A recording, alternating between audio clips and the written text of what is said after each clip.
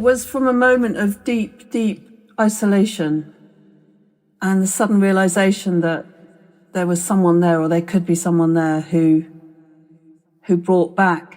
When you're really isolated and depressed, often sensory perceptions don't mean anything to you. You know, the taste of your food is like nothing. The sound of music is like nothing. Smell is like nothing. And when you get protected, when you get brought out of that utter isolation, your senses awaken again. Welcome to the Elixir podcast, where we ask people from all walks of life and from around the world what their favourite poem is and why it's important to them, why or how it speaks to their heart. If you have a poem that you would like to share and would like to appear on the podcast, please contact me at helenwing@me.com. Welcome again to Elixir, our podcast where we ask people about their favourite poems and why they like them. Today we're talking to Alegria, who is in Porto. She's Spanish, but she lives in Portugal, and she's going to talk about Archangel, which is actually a book of poetry that I wrote. So, poems by Helen Wing. We hope you enjoy this. Okay, so we're talking about Archangel by Helen Wing today, and Alegria is here with me. When I asked her if she would like to talk about a poem that meant something to her, she decided that she wanted to talk about some of my poems. So I'll read the first two verses of Guardian, which is the first poem in Archangel. Strophes, not verses. Yeah. Guardian.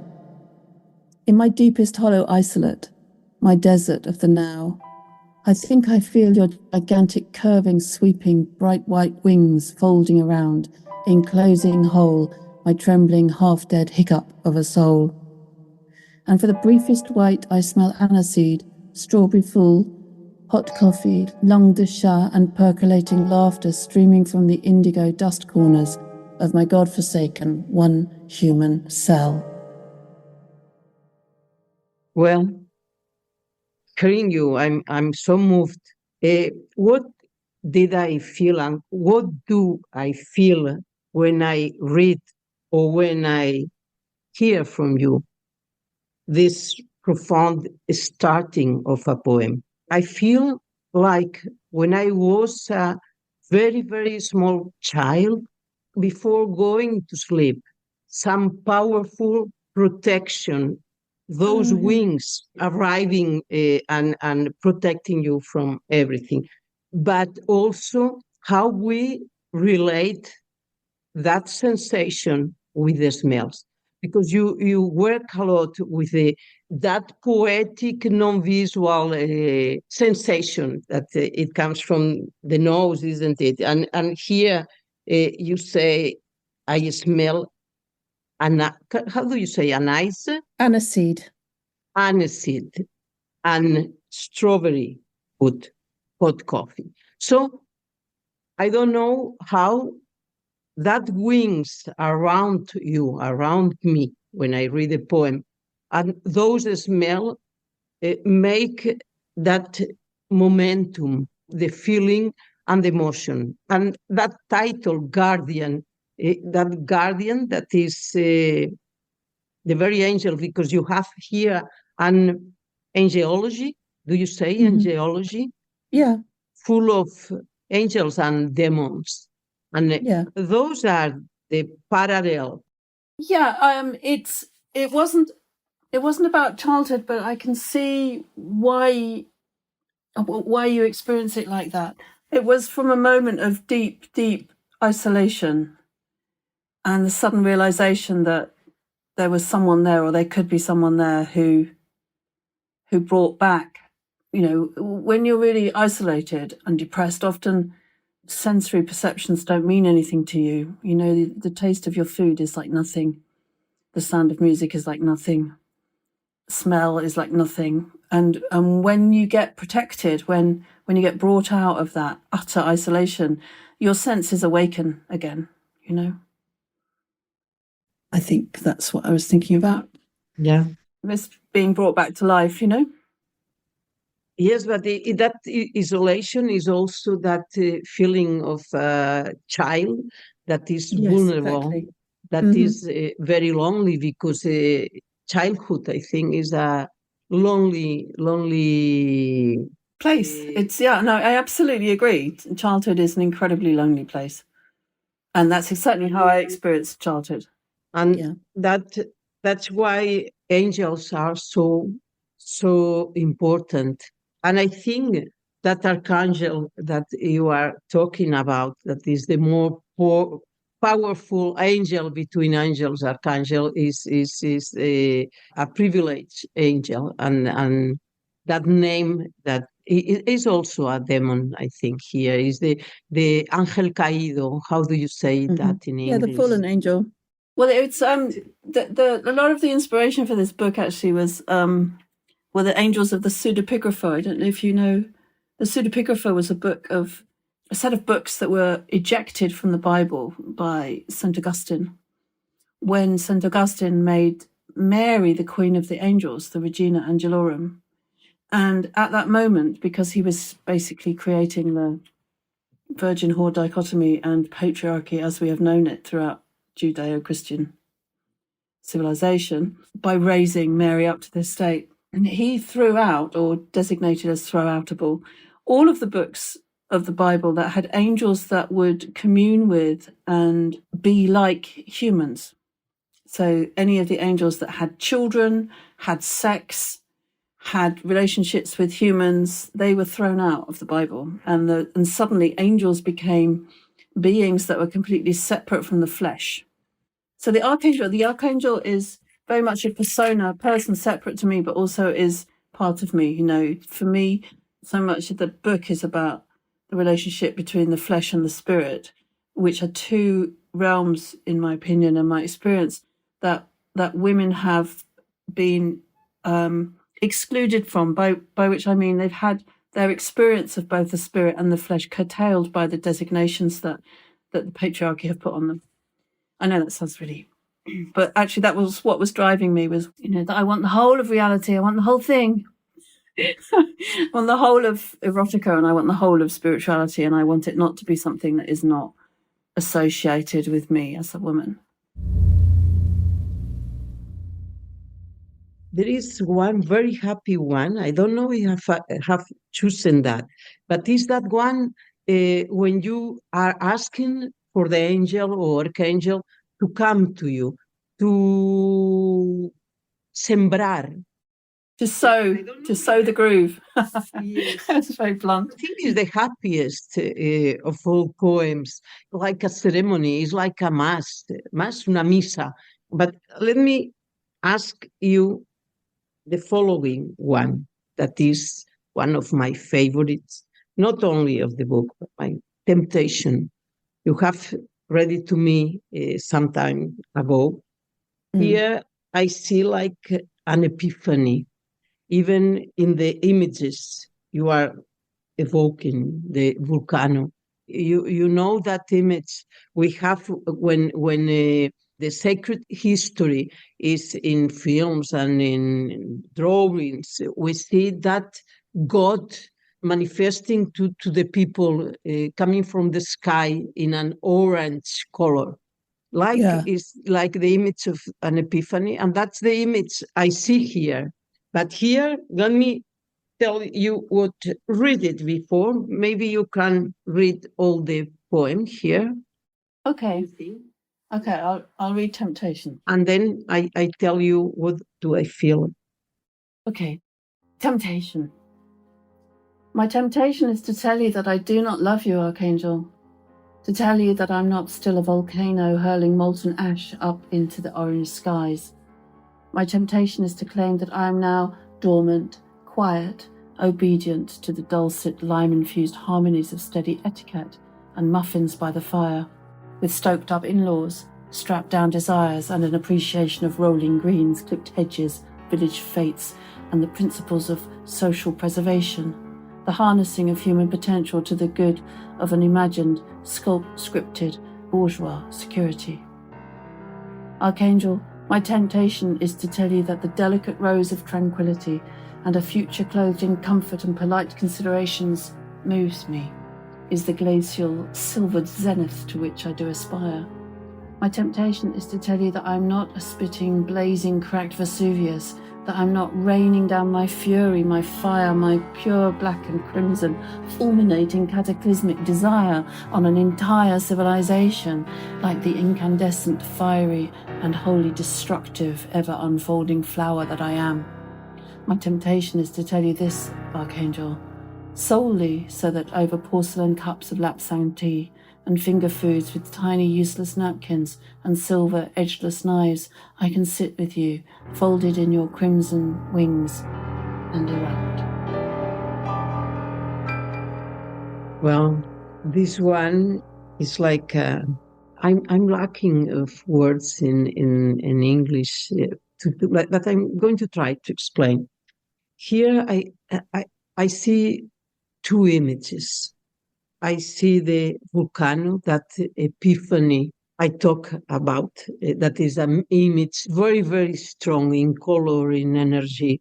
The narrative also is pure antithesis, that is like a battle inside the poet, the narrator, that is you, and for the reader also to be inside this contrast. And I'm very curious here to see what is behind those words, the volcano that cannot be stopped, and then that image of like a Victorian painting, everything is perfect. Yeah, I mean, I think we're all like this, right? I mean, everybody is full of these teeming emotions and passions that have no way out. You know, everybody has this going on. You know, Not everybody, Helen. I don't share with you that idea. Maybe not everybody. But I was really struck by Mrs. Dalloway, which is a book by Virginia Woolf, and Virginia Woolf was such a bitchy woman. She was really nasty about people, right? But what was interesting about Mrs. Dalloway is that she takes someone that I'm assuming that Virginia Woolf had utter contempt for, the totally bourgeois woman who has, been a dutiful wife and likes beautiful things and likes being rich. And in the story, you get to realize that she and all of her friends are utterly aware of their triviality, but also possessed of passions and wishes and understandings that they don't express, right? Because Virginia Woolf sort of wrote about what was going on in people's minds. And there's this one moment where a guy who's got what we would call PTSD from the war commits suicide, and she hears about this, and she totally gets that his suicide was an act of nobility, and that he didn't want to betray himself by entering into her type of world. A safe world of manners. Yeah. Is this like a manifesto? What, the temptation? Somehow, is a temptation of manifesto? Yes, possibly. Definitely. Just though, I mean, I don't know whether young women would feel this these days, but I definitely think that my generation feel that they have no right to designate their sexual identity, if you like, that they're not the protagonists in their own sexual life, that they're acted upon, and that any type of action sexually in their lives is somehow transgressive. And that's very old-fashioned, but actually, I don't think necessarily what is fashionable and that people are talking about all of the time is actually what most people are experiencing. I think most of us are pretty behind the curve. We're behind the fashion. We are experiencing the vestiges of the post-war generation even now, and just because people who are very liberated and free sexually make more noise than those who aren't doesn't mean to say that the rest of us aren't all messed up. I don't think they are so free, because they are, in some way, they have to be, to transgress, to express that freedom. And I think real freedom is not to content everything you feel, but also not to have to express it like you are free if you express this like this. Feminism, now old-fashioned, was about liberate the flesh in some way. Now is to liberate the identity. And in some way, in that time, or my time, we had to be liberate using our body. Now the freedom is to experience how that body can assume different identities. And that experience back to the 80s or 90s, and that experience now, I don't think that they liberate the truth of emotions or sentiments. It's interesting. I mean, and this is a conversation for another time, really, but I'd be really interested to know what people in the Hispanic world who come from, even if they're not professing belief in it, have been very influenced by Catholicism and by what I think of as quite an essentialist Platonic view of the world, as opposed to what I think of as the US and Britain as being less essentialist and more, for want of a better word, more Aristotelian about things, more relativist about things. Because when people are being revolutionary now about the body, they are often talking in terms of coming into their truth, as if underlying everything, underlying the body in every way, there's some other truth that has to be uncovered and then revealed in the new body that's being presented, or the new behavior that's being presented to us. And that seems to me to really work in Romance languages. It doesn't seem to me to work in Anglo-Saxon. So it doesn't really work in the same way. But I don't know. I haven't thought out my thoughts about this. So I don't know. I think it's very interesting. I think Catholicism, yes, is a big influence even for people that don't believe in God. But I think it's in some way like a Barroco experience. So like now in every town in Spain, they are doing the procesiones.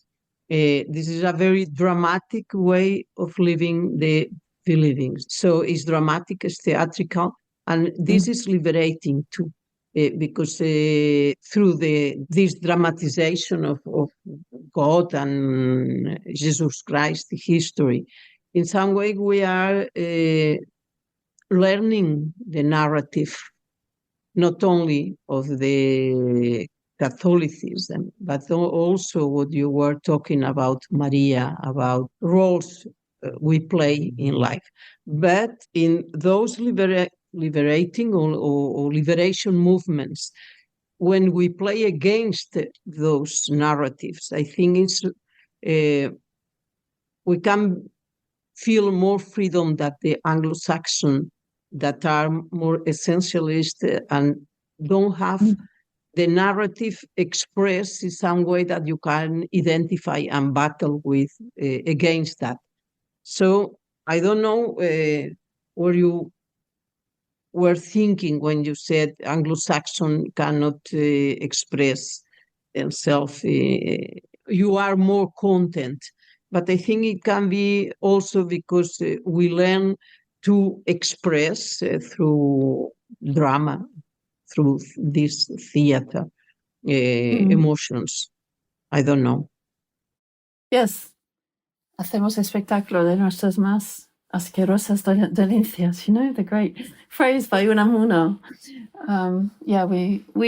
But again, that again is the big difference, in my opinion, between Catholicism and Anglicanism. That Catholicism loves to make a spectacle of its great pains, whereas Anglicanism doesn't. When I lived in Cambridge, I had a neighbor that was Anglican, and she said, really, you don't seem like a Catholic, because I feel those Catholics really with all that churches full of saints, and I don't think that's good. That is normal. They can forget all the sins they commit. I felt so for the first time, because it was the first time I went out from my country, and I thought that was Catholicism. And it was an expression universal, you know. Then I saw myself from a more distant point of view, and for the first time I saw what that mean for other people. Catholicism. Yeah. What is the strong significance? Yeah. Well, that's really, I mean, that's sort of all I was saying, really, was that, you know, the point is that there's a belief in, that there is an essence to be discovered, that it is there somewhere underneath us all, that we have an essential self. Whereas, you know, it's a very powerful idea. But you feel like a Catholic. Oh, yeah. So, absolutely. Yeah. And your universe, is your poetic universe of this book completely. And I think this is the narrative I was talking about, that powerful narrative. You can pick it up and work your emotional, your feelings with it, to adapt to the feelings. Is very, very powerful, even for people that doesn't believe. And we cannot renounce to all this mythology, all this universe, because it's full of, how do you say, herramientas? Tools to walk through our emotions. Those tools are there, and we have to pick them up. Then I'm going to ask you to read the more. I think this is terrible. This is frightening. This poem, The Call. The name is also the call. You feel, yes, that something terrible is going to happen, that it happened indeed. Something terrible in this poem. So terrible and so lovely at the same time. In this one, I identify with that landscape, emotional landscape. Yeah. Okay, The Call. There are lions walking there, in the moving, turning sands, wildnesses, desolate horse, shake humbling pleasure. The final groans hunt us down, tracking us through the shifts and collapsing grooves of our sumptuous royal, dribbling, snared and shared intime. Privacy and ingot, the anvil of our night.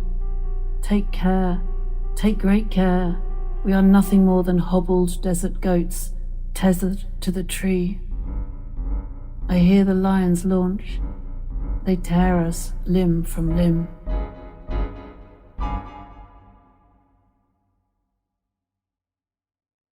That sensation of the wings in the first poem, the verses you read in the Guardian poem, this is the reverse.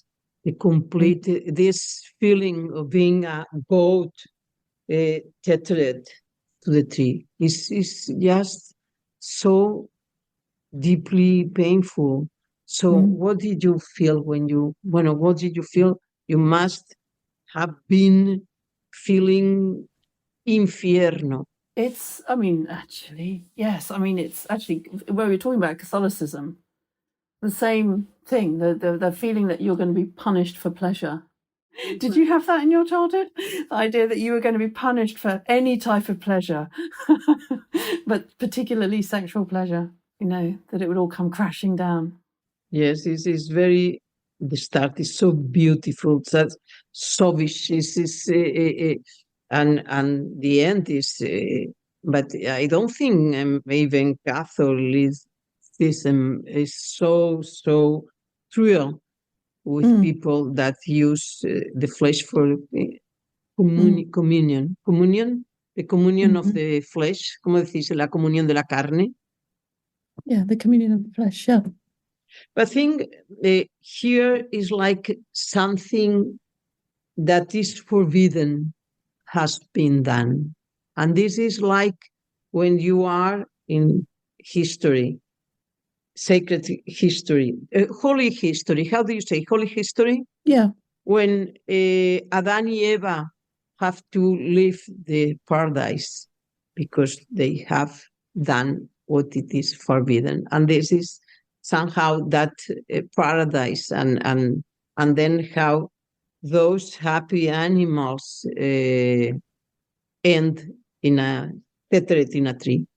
So yeah. is but it's very graphic. Is very, very, very strong.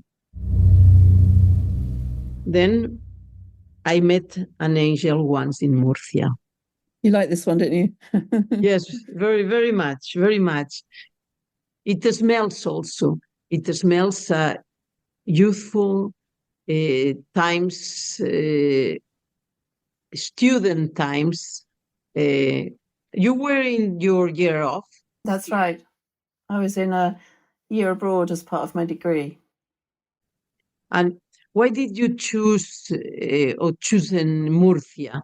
Well, Murcia was chosen for me. I was nombrado there. I was a lectora in a school because in my university it wasn't obligatory to go abroad for a year because they weren't really interested in you being fluent in a language. So you didn't have to go. And because of that, you weren't given a place at a university. You had to apply to be a teacher. So that's what I did. And I was teaching supposedly really badly. No, I'm sure. In an escuela de idiomas. I got into trouble for trying to teach poetry. Remember you even now. Yeah, But yeah. this is like you can read it. It's a narrative one. It's a history, and it's a love poem, and more than that. Okay, it's called I Met an Angel Once in Murcia. I met an angel once in Murcia. Mercedes worked in the patisserie opposite the student flat where I lived with an Austrian, an Indian, a fat girl from the Midlands, and a psychotic one-eyed cat. I would buy her ensaimadas, soft and curling powdered flaky mounds stippled with angel dust and light. She would wrap them in wax paper and concede the cash there to an older man who I now think was her dad. That was back when I had enough for 2 espressos, a Coke, my daily pastry, and if I went for camel dung ducados, 2 packs a day and night. Back when, of course, I always was in love and rarely slept, a full-blown pasota, learning to be young and stormily alive. Now I remember from back when my early morning angel, not the interchangeable but very tasty men. I'm not sure Mercedes ever knew her pastry was manna, or that her eyes made me think dough, gosh, and bliss, or that she was my angel, way back before the celestial violinists thought to send me simply and unpardonably on their azure winds, you. I remember the grace, the tilt, the slender sheet of her offering hand, her pan de cada dia, and the tenderness she imparted in her breads in what was for a time my every sunny, sparkling day. I remember too from Murcia the letters that you sent, in rushes, flurries, wild exuberance, with tales of wildnesses, the desperate need to misspend your gorgeous, raging youth. We were twins back then in this. I kept sitting in the creases of my books, years, eternities unknowing, and by accident, the missives that you sent from that secret whirling continent, yourself. I remember, Archangel, the curling florid hand in which you traced your script back then, when we both used fountain pens, and when the smudges that we left were our first and star-crossed fumbling kiss. Do you feel also moved when you read this and you remember that time? I'm really glad I wrote this poem. I've lost so many memories because I didn't do anything with them. And I remembered that girl, Mercedes, so vividly. And so I was really glad when that poem came to me, because it was like it's emblematic of the time I spent there. and how I would create these little rituals of what I would do with my day in order to, create a pattern and a routine. And they became really important to me. And I never wrote a diary or anything. So I'd actually like to write more poems like that commemorate these wonderful memories. I think it's wonderful, and that smell of tucados, that is awful, that smell, but it comes, that pan de cada día. It seems that we are talking about religion all the time, but that pan de cada día, that narrative that we talk about, that something you receive like a grace every day, that Our gives daily bread. Yeah. daily bread. And in that metaphor here, the daily bread, that is also that letters that that twin of you in that moment brought to you, is also bread, el pan nuestro de cada día. And then that feel of nostalgia when maybe we don't feel like we have every day the bread, and there is an angel that is giving that to you. It's like the first wings embracing you. I think it's very, very powerful. And also when we used to write fountain pens, there are some words here that make we travel that back in time. But instantly, and are wonderful. This one, I love it so much because it's so the youthful, that chaos that in that moment is also the pan de cada día. The people that we don't know about. You say here one Austrian. Let me. When do you say this? The student flat where I live with an Austrian, an Indian, a fat girl from Midlands. This is universal because they are like, I don't say stereotypes, but they are desconocidos, people we don't know that in that moment we live with them, and that cat that is maybe the less psychotic of all. Also, I mean, I know we talk about the daily bread, but the pan de cada día for me in all of this book was the inspiration of poetry. The inspiration, the ideas, this is what the Archangel meant for me. Actually, was this incredible, overpowering need to write. For many years, I felt that I'm only really alive when I'm writing. That my writing is more alive than I am, if you like. And it's oftentimes quite a struggle to write anything, but because you want to write something that's true. And it was only later on, actually, I must have been about 40 when I realized that it's not down to me, it's down to the duende, to the daemon. And as soon as I worked out that all I had to do was breathe in the daemon or breathe in the angel, then the words would come to me. And it's like I was simply an instrument for writing these poems, actually, that they were there, they were being given to me, and I was simply their editor. I really felt that very strongly, and I still feel that when I'm writing. I mean, obviously, most people might say that I don't write good poetry, but when I'm writing a poem that I think is good or that I feel really expresses something, it's only when I've handed it over to something beyond myself that it comes together. But that says a lot of you, because then poetry, that inspiration that comes from there, from the sky, is given to you like that pan de cada día. It's poetry as a nutrient, something you need to live.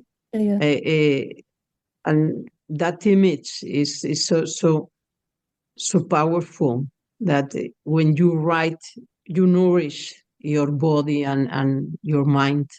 And this poem that it seems like you are recalling things from your student time there is more profound than that. It's precisely that inspiration, that pan de cada día, like something we need just to survive. And here is the Mercedes, who is that angel. Yeah, it's the life. It's some sort of life energy, you know. Yes, it's el maná. And is manna is that the manna, that bread that was falling from the sky, yes, to nourish the people from I don't know the whole story. So this one I really when I read it I feel like young again and with the willing to live also. So I'm nourished by the poem, by the breath it gives to me. So it's very, very, very. Thank you. Actually, Alegria, Nice. I've got another poem which is written in it's a more sort of like desperate, pessimistic poem, but it's about writing, and I wrote it. It's actually, I mean, I don't acknowledge it at all in the poem, but I actually wrote it about Sylvia Plath and her poetry and the way that she wrote. And this is not in that book, it's in another book. It's called To Never Write. Do you mind if I read that to you? Because it gives you an idea of the sort of state of mind. Read it slowly. Yeah. So I can, yeah. One thing first. I met Sylvia Plath thanks to you. You talked to me and then I don't know if you gave it to me, La Campana de Cristal. Yeah, the bell jar. Yeah. Yeah, so I always associate you with Sylvia Plath. And also Susan Vega. You talk me to Susan Vega too. So please read it. Okay, so this is called To Never Write. To never write a single word that hasn't death whacked at me, hasn't axe blown into sever, slither, bone split skull, hasn't wedged black in the onyx shaft, glinting sharp excruciate. To speak not one single word that hasn't blocked my airway, scratching and clawing knife lick at my smoke hut boa throat, to leap at the last possible moment from that heaving no one sea. All ease a fish lie, comfort a pungent salve, sweet silver slippery. It kills the rash vital, making me forget on occasion. Honey attracts the flies as much as pickled fish masked rot. Truth lying with the pain, again and again and again, until the word spill tide unblinkers, releases, rot stench, gut wrench scales, the godly constant chiseling that preservation jars. Writing is surviving. Each day demise I refuse to sleep until again I breathe.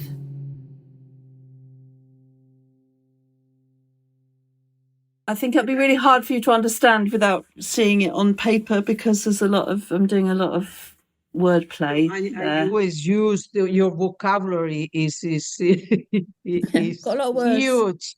huge. So my tools, as you say, my English tools are so few, but I have understood in your reading and in your poem that struggle to liberate yourself of the words, that put them on the poem, that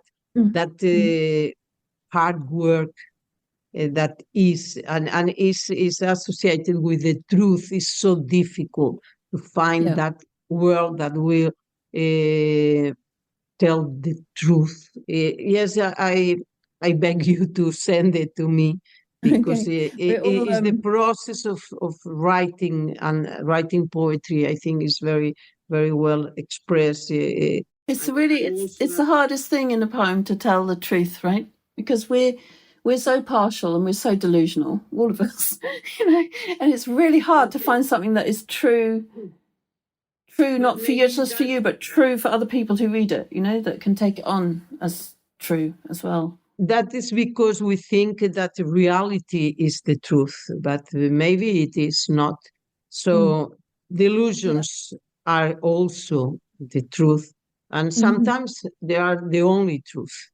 Because yes, that's very true. what is the truth? This is very difficult.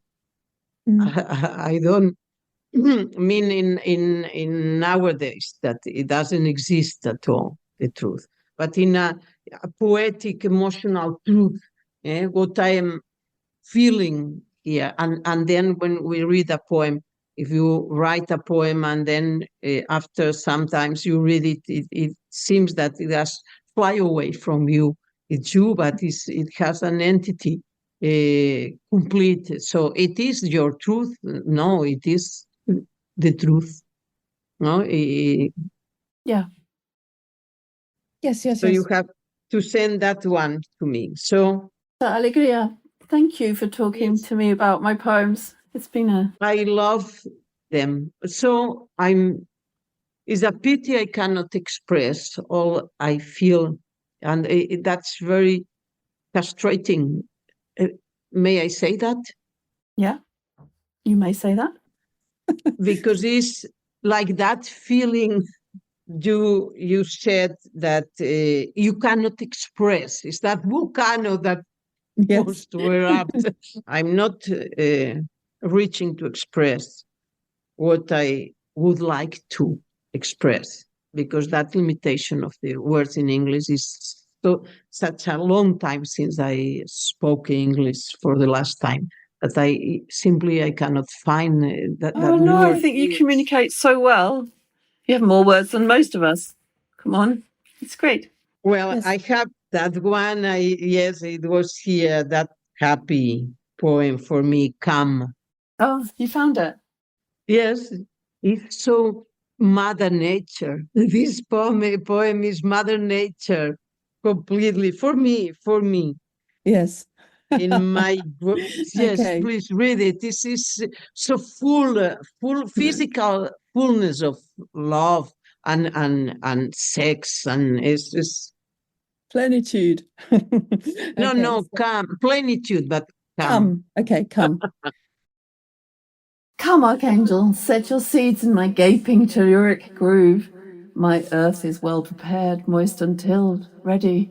Come, Archangel, together we might grow the light ethereal and together be horizon.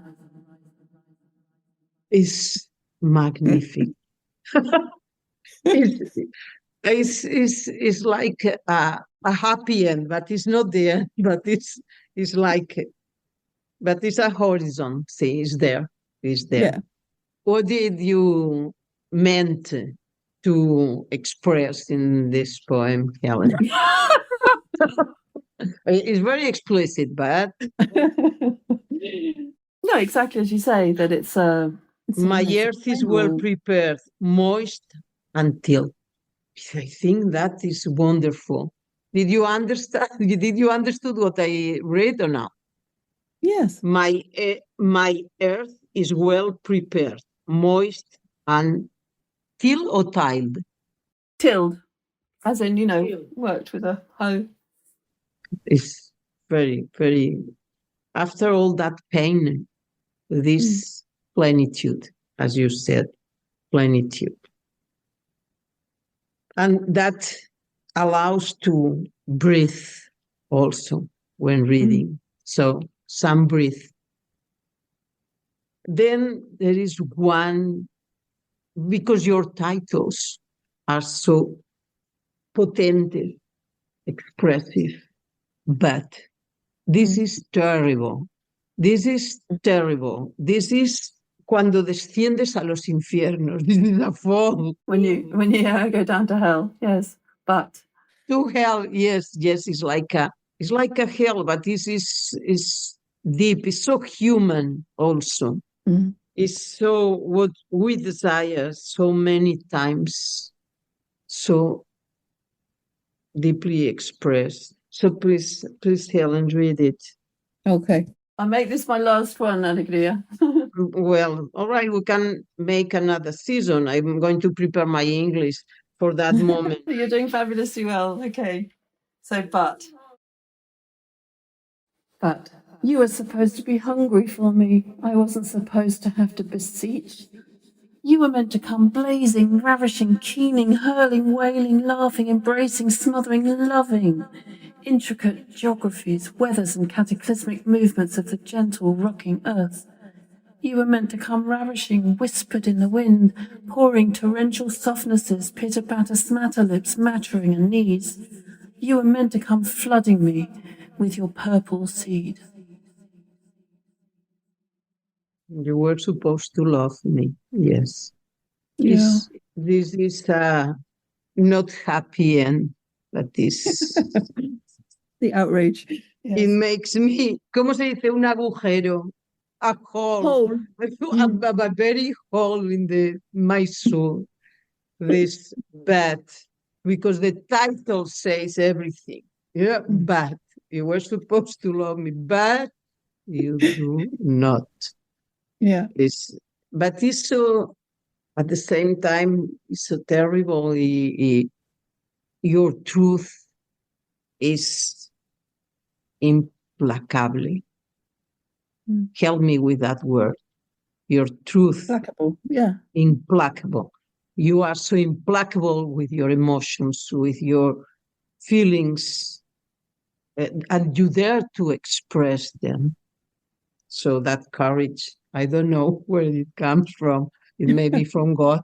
Definitely from outside. I'm a complete coward in everyday life, as you know. Yes.